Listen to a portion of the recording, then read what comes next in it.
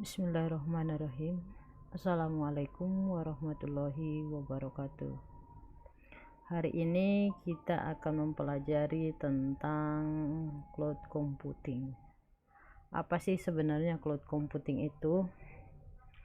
Cloud computing itu adalah on-demand delivery of IT resource over the internet with pay-as-you-go pricing. Artinya sebuah layanan, sebuah resource yang memberikan kebutuhan tentang IT atau internet ya sesuai dengan kebutuhan. Jadi si cloud computing ini kita memberikan satu resource.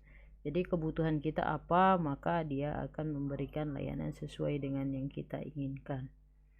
Nah, untuk materi kali ini bisa kita lihat di sini keuntungan dari cloud itu ada banyak di sini. Ada yang pertama agility. Cloud ini memberikan akses dengan teknologi yang lebih cepat. Jadi dia memberikan akses yang lebih cepat, kemudian elastis. Artinya kita resource-nya itu bisa kita tambahkan sesuai dengan kebutuhan. Jadi kalau misalnya RAM atau memorinya pingin ditambahkan,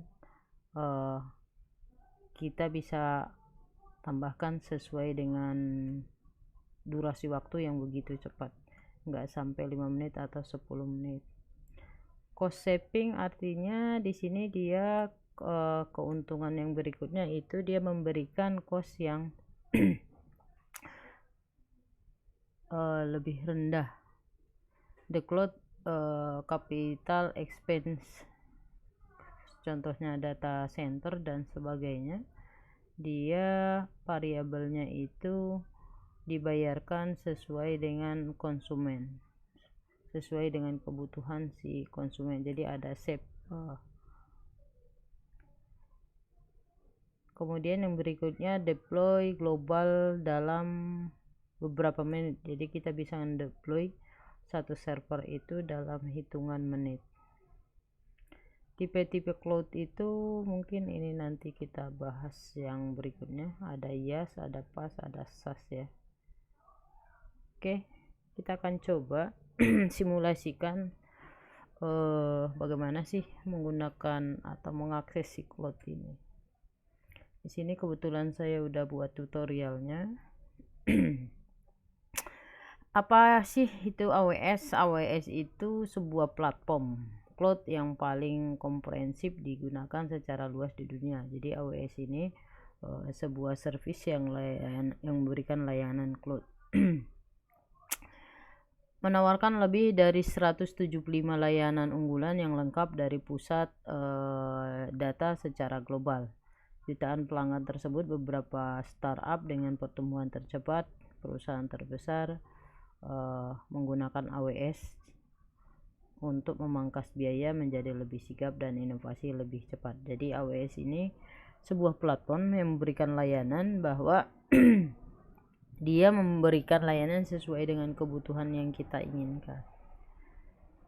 Kemudian AWS ini didirikan tahun 2006 yang merupakan kepanjangan dari Amazon Web Service, mulai menawarkan layanan infrastruktur IT untuk bisnis dalam bentuk layanan web. Jadi dia memberikan layanan dalam berbentuk web misalnya Apache, kemudian mail, kemudian database dan sebagainya.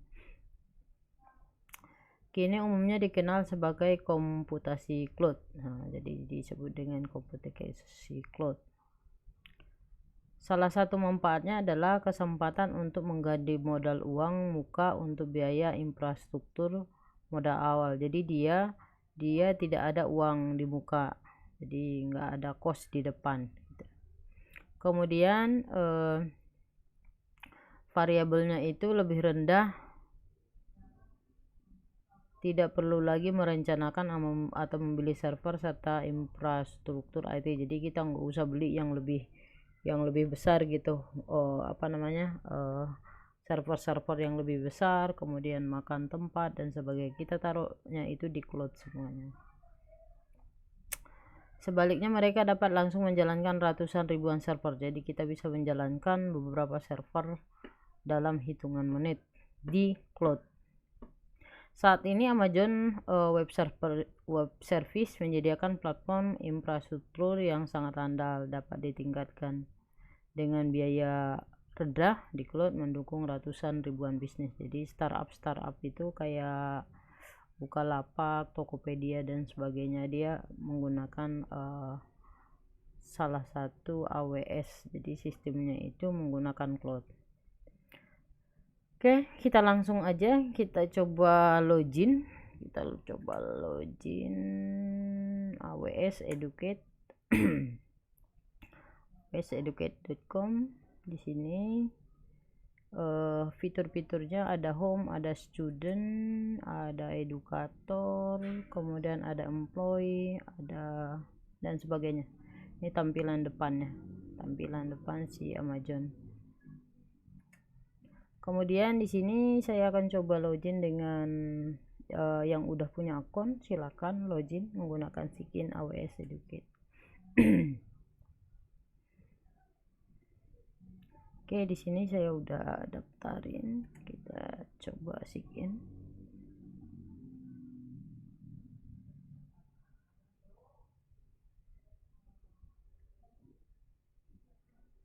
Oke.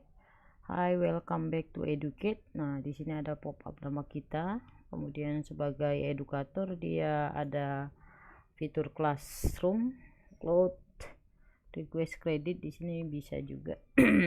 Di sini nanti kalau misalnya si guru, si edukator itu bisa kita create berapa siswa yang akan kita buat per tahunnya, kita daftarin.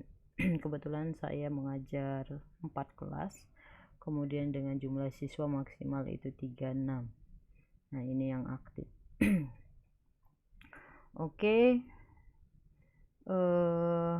Perlu tambahan kalau misalnya kita sebagai edukator, ketika kita mau menambahkan student itu bisa kita lebihkan dulu di sini. Kalau misalnya ada siswa nanti yang bermasalah dengan akunnya, bisa langsung bisa ditambahkan. Jadi misalnya siswanya 36 bisa kita kasih 38 biar ada backupan.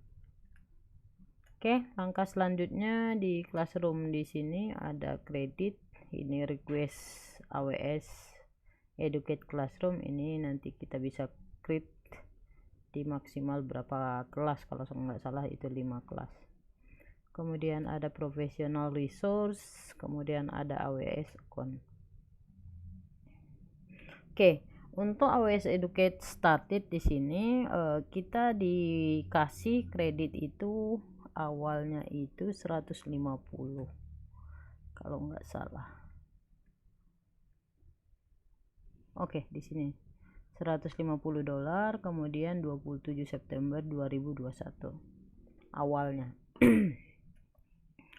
Kemudian karena saya udah menggunakan, dia akan berkurang sesuai dengan kebutuhan. Jadi ibarat kata si cloud computing ini kita gunakan, kita bayar sesuai dengan jamnya. Ada yang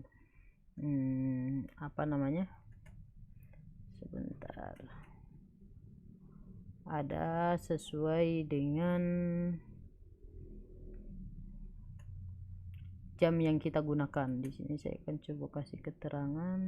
Ini definisi cloud tadi on demand. Kalau kita mau gunakan ya kita aktifkan, kalau tidak ya kita matiin. Kemudian tidak perlu bayar cost di depan. Ini sifat dari si cloud ada 4. Kemudian tidak ada kontrak yang panjang, jadi dia sangat-sangat mudah sekali. Kemudian yang keempat, bayar sesuai dengan penggunaan. Kalau misalnya kita tidak menggunakan ya udah kita nggak bayar gitu. Ibarat kata kayak air atau listrik, kita bayar pam atau misalnya listrik.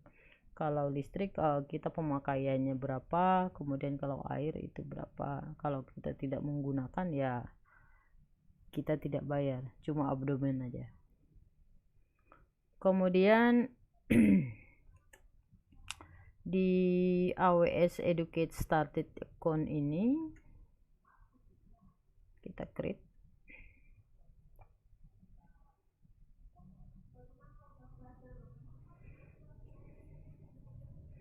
Nah, di sini saya udah berkurang dari $150 yang dikasih.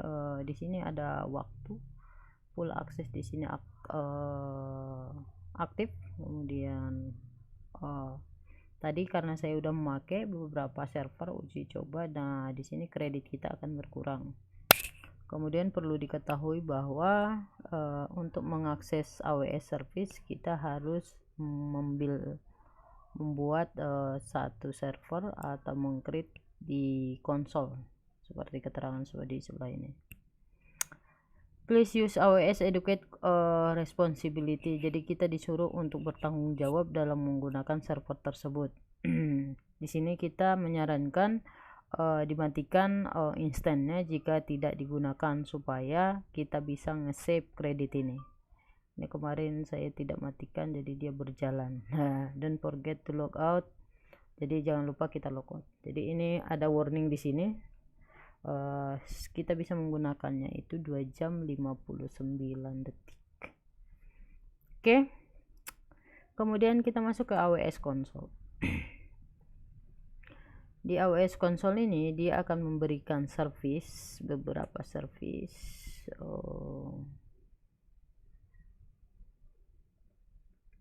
Oke, AWS Console.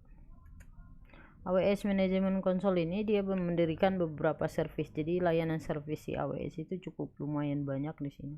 Kita bisa lihat di pojok kiri sini. Service-nya itu ada compute, robotic, machine learning, R. Kebetulan saya menggunakan EC2 untuk membuat server. Kemudian perlu diketahui juga bahwa di sini untuk region di sini secara default AWS Educate itu menggunakan North Virginia. North Virginia itu ini awal pertamanya didirikannya AWS di North Virginia, di negara Virginia. Kemudian kita bisa juga ngelihat AWS Global Infrastructure.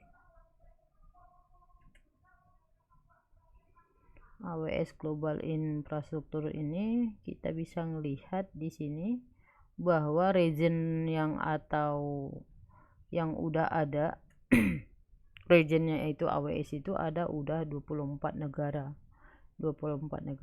Kemudian 3 region yang mau didirikan ini tahun ini ada di Jakarta, region yang baru dibuka. Yang berikutnya itu di Indonesia.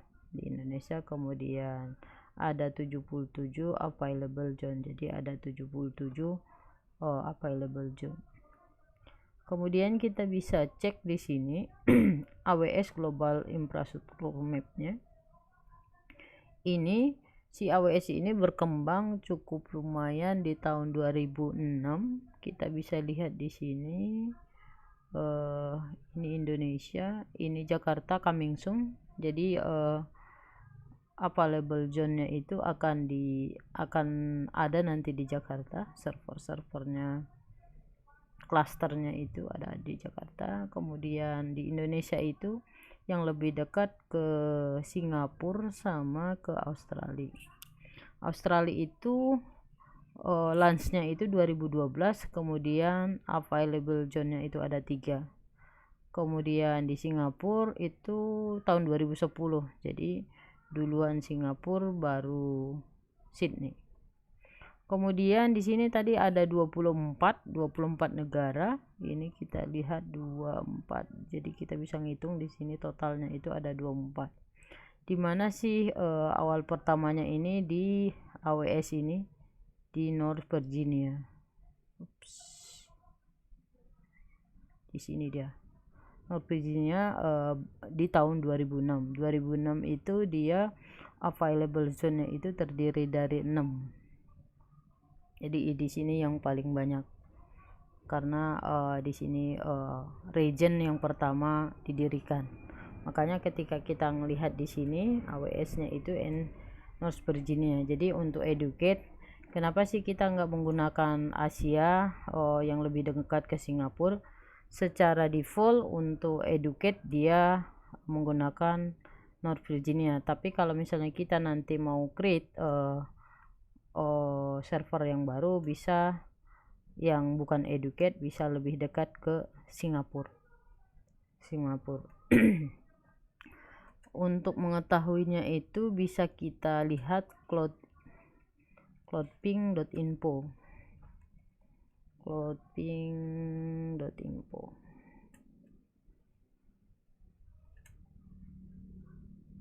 Cloudping.info ini kita bisa ngecek ketika kita mau diriin satu server itu, kita lihat latensinya, proses pingnya itu mana sih yang lebih dekat gitu.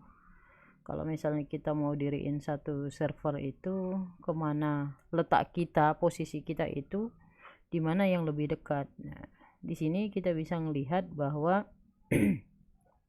kita cari latensinya yang lebih kecil. Latensinya yang lebih kecil itu adalah Singapura. Di sini yang lebih dekatnya kita ke Singapura karena 34 milisecond. Kemudian yang terdekat kedua berarti itu Mumbai 95. Jadi ini berdekatan Osaka sama ini Mumbai. Jadi otomatis ketika kita nanti bikin server berarti yang lebih dekat kemana gitu, ke Singapura. Karena secara global di sini kita letaknya di Jakarta, berarti yang lebih dekat ke Singapura untuk letak servernya kita nanti. Kita mau create server. Kemudian itu untuk Cloudping, untuk letaknya. Oke. Di isi 2 AWS Management Console ini AWS service-nya ada banyak tadi. Di sini kita menggunakan EC2. Di situ kita coba cek. Di sini ini tadi udah kita satu screenshot instance virtual server cloud. Kemudian pilih sistem operasinya. Di sini resource-nya di sebelah kiri ini ada dashboard, event tag, instance type, launch, saving plan, image, network security, load balance, auto scaling. Jadi banyak sebenarnya service-nya. Di sini dia yang running instance, kebetulan saya udah matiin tadi. Kemudian volumenya ada 1. Ini ada tapi tidak nyala. Kemudian keyframe-nya ada 5, udah 5 kali saya uji coba. Oke, untuk pertama sekali kita coba LAN instance. To get starting LAN Amazon Instant Virtual Server di cloud. Jadi di sini dia menjelaskan bahwa ketika kita mau bikin server di cloud, ya udah kita harus mulai dengan LAN instance. Kita klik. Di LAN instance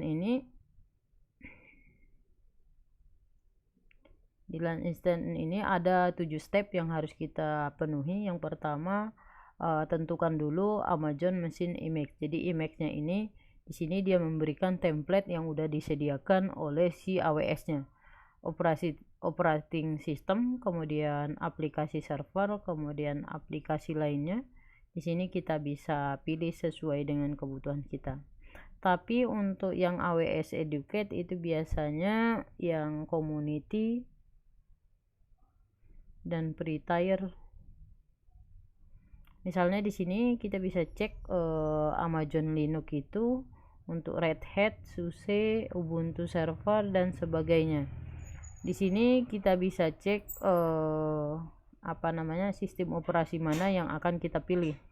Misalnya di sini saya akan coba pilih Debian. Di sini dia akan memberikan katalog bahwa ada 197 AWS Marketplace. Marketplace itu berarti kita beli. Kemudian ini yang tidak diberikan gratis secara yang educate. Tapi kalau misalnya yang community baru bisa kita menggunakan. Oke. Di sini ada beberapa jenis tipe Debian yang kita gunakan. Ada virtualisasi, enable, ada threads yang Debian 9, Debian 10 dan sebagainya. Kita coba pilih yang yang paling atas, kita select, kemudian lewat belakang dulu bang, kemudian kita pilih yang peer instant type-nya ini. Di sini kita bisa menentukan berapa CPU yang kita gunakan, beberapa memorinya, kemudian harddisknya, kemudian performanya dan sebagainya. Nah, untuk di sini kita menggunakan CPU 1 dikasih yang untuk educate. Kita cari yang T2 micro ini. Kemudian kita pilih next. Nah, untuk configure instance yang tahap yang ketiga, kita bisa melihat di sini berapa jumlah instance yang kita gunakan. Kita ambil contoh satu default, kemudian di sini untuk subnetnya itu ini berdasarkan zonanya, misalnya zonanya di mana, ini ada berdasarkan abjad zona mana yang kita pilih nantinya. Tapi untuk yang educate kita pilih yang default aja. Oke, kemudian kita next lagi. Nah, untuk langkah yang keempat, harddisk yang digunakan secara default dia memberikan harddisk sebesar 8 GB. Jadi 8 GB menggunakan general purpose GP2. Ini ada pilihan lagi harddisknya tipenya apa gitu, menggunakan volumenya root. Jadi secara default kita pilih 8. Kemudian di sini untuk tagnya kita harus memberikan nama. Nama si mesin kita itu apa, kita kasih kategori, misalnya kategorinya itu tipenya atau kategorinya itu Linux. Kategori ini misalnya kita coba di lab TKJ, kemudian value nya itu kita kasih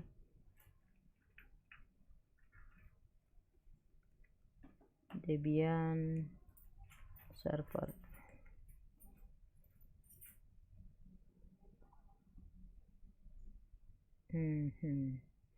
Itu kategorinya bisa berupa servisnya, di sini bisa juga nama OS-nya. Kemudian kita pilih next. Untuk yang configure langkah yang keenam, security groupnya kita bisa rubah namanya di sini lab TKJ. Kemudian deskripsinya kita bisa kasih yang dibuka portnya open port, misalnya kita buka portnya SSH sama HTTP. Oke, di sini SSH dia secara default udah ada, kita tambahkan rule yang kedua yaitu HTTP. Nah, di HTTP ini kita bisa review plans. Nah, ini udah selesai Debian x86. Kemudian ini kita bisa rubah tipenya itu di sini, portnya SSH 20 dan sebagainya, lab TKJ. Kemudian kita launch. Untuk tahapan ini karena dia menggunakan IP public, kita harus mengenerate key pair yang baru untuk mengakses si server kita. Oke. Debian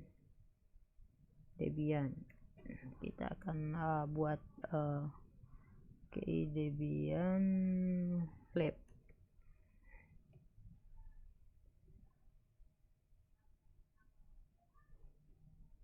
Debian Lab 1 misalnya. Kita download keypairnya. Nah, di sini dia akan ke download satu key yang baru, itu Debian yang tipenya itu .pem. Nah, langkah selanjutnya kita launch instance-nya. Nah, di sini kita cek statusnya udah dibuat dan kita akan melihat instance.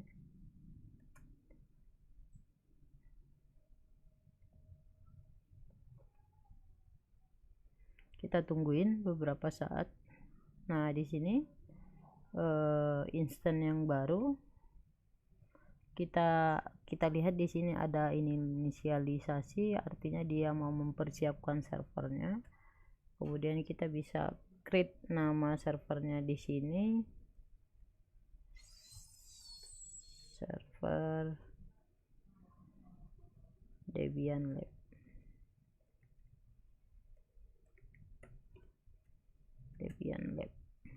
Nah, ini dia udah running, statusnya running. Tapi kalau misalnya di sini pas di tampilan sini ada actionnya, ada connect. Nah, di sini dia akan memberikan informasi bahwa Debian 1 Lab 1.pem ini kemudian menggunakan IP public ini, kemudian SSH-nya min.i Debian Lab root ec komputer 1 amazon.com. Nah, kita akan coba dia harus punya apa namanya, kita harus masukkan key-nya ini, key si pem-nya ini, tapi dengan catatan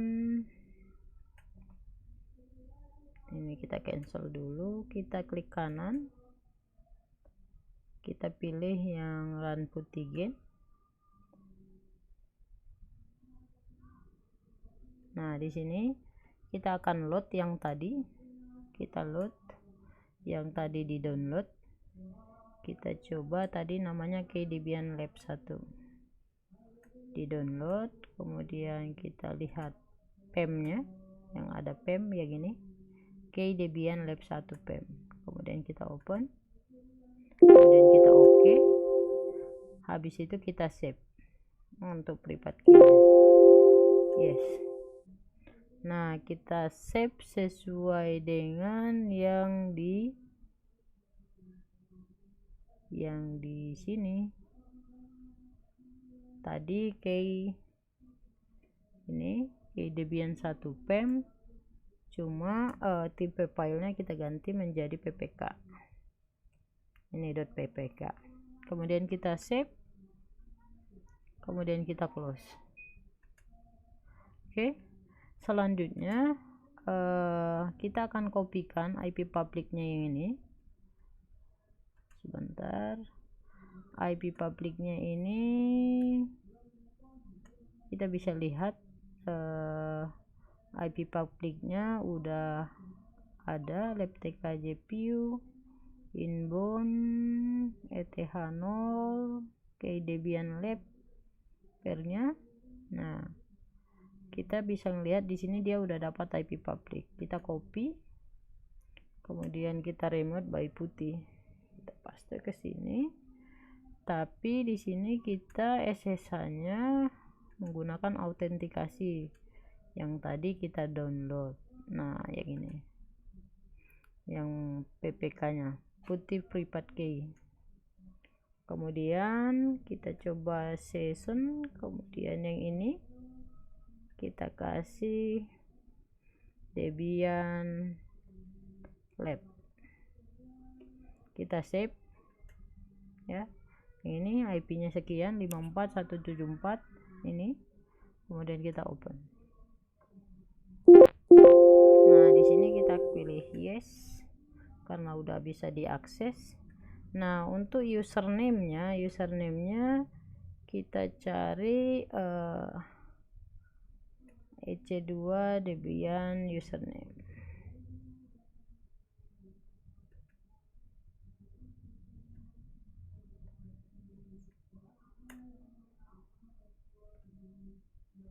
Kita bisa melihat bahwa si AWS itu udah menyediakan username untuk masing-masing sistem operasi. Nah, bisa kita lihat di sini untuk Amazon Linux 2 EC2 user, kemudian CentOS dia pakai CentOS, Debian menggunakan admin, ini admin, kemudian Fedora dan sebagainya. Kita cari dulu username-nya di sini. Jadi kalau misalnya kita mau nge-remote pakai yang di sini dia tidak ada keterangan. Di sini root dia, cuma nggak bisa pakai root. Oke. Kita coba di sini dia menjelaskan username-nya itu admin. Berarti kita loginnya admin. Oke, ini udah selesai. Satu create SSH server udah selesai.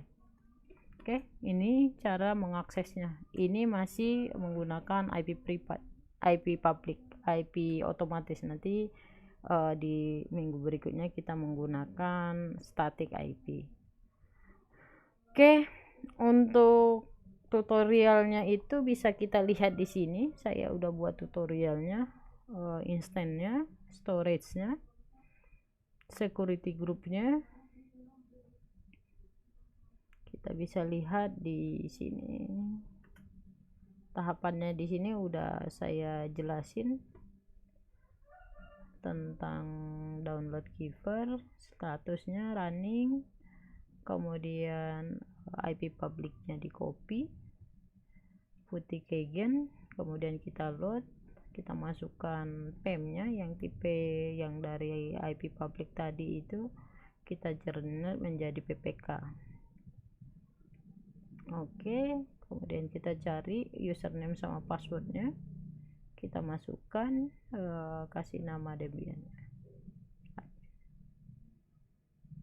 Oke, kemudian supaya si cloud ini tadi kan menjelaskan bahwa kalau misalnya kita tidak menggunakan, ya udah kita matikan gitu.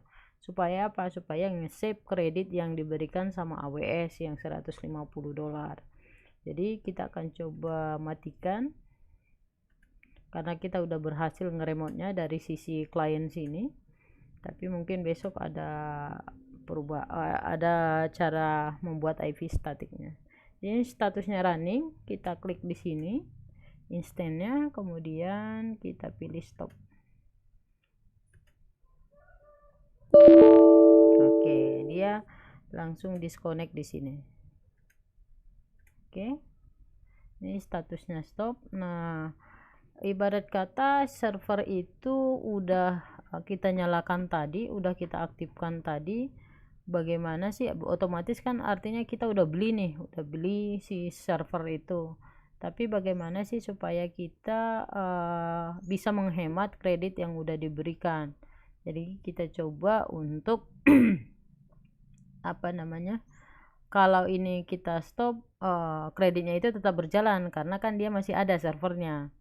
Nah, kalau misalnya tidak kita pakai lagi, ya bisa kita menggunakan terminate. Terminate itu artinya dihapus. Berarti sama kayak listrik, itu diputus gitu. Kalau misalnya biarpun kita nggak nyalain, tiap bulan kan otomatis kita beli lagi, kita bayar lagi tiap bulan yang cicilannya gitu. Jadi karena harddisknya masih dipakai di sini, ya otomatis kita bayar dong gitu. Tapi kalau misalnya kreditnya kita tidak mau berkurang, ya udah kita coba untuk terminate artinya kita buang gitu. Kita coba hapus, kemudian kita pilih yes.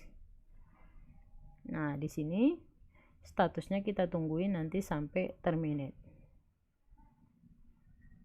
Terminate itu artinya dihapus, jadi kita nggak bisa menggunakan server itu lagi gitu.